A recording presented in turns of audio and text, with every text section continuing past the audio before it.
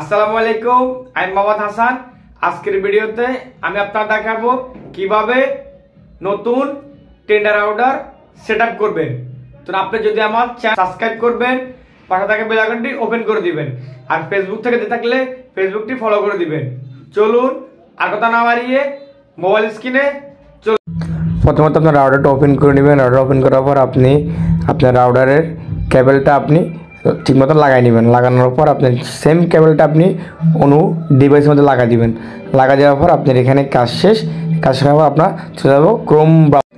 দেখুন Chrome browser চলে আসবেন। ক্রোম ব্রাউজার আসার পর আপনারা টেন্ডার রাউটারের নাম্বারটা দিয়ে নেবেন 192.168.0.1 দিয়ে আবার চার্জ করবেন।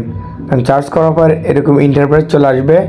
এরকম ইন্টারফেস আসার পর আপনারা আপনাদের রাউটারটি কীভাবে সেট আপ করবেন দেখা যাচ্ছে। প্রথমত আপনার FIFO এখানে সিলেক্ট করবেন।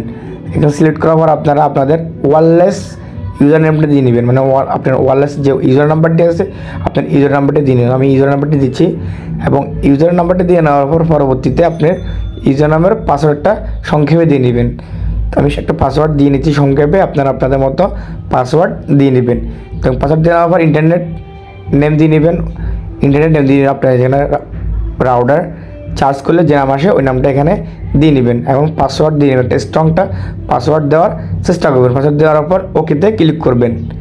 ওকেতে ক্লিক করলে আপনার রাউটারটি ফোন সম্পূর্ণভাবে সেট আপ হয়ে যাবে। সব কিছু দেখে নেবেন। সব কিছু দেখে নেওয়ার পর ওকেতে সিলেক্ট করবেন। ওকেতে সিলেক্ট করার পর পরবর্তী অপশানে আপনাদেরকে নিয়ে যাবে। দেখুন আমি ওকেতে সিলেক্ট করতেছি। ওকে সিলেক্ট করার পর আমাদের রাউটারটি সেট আপ হয়ে গেছে। এভাবে খুব সহজে সেট আপ করতে।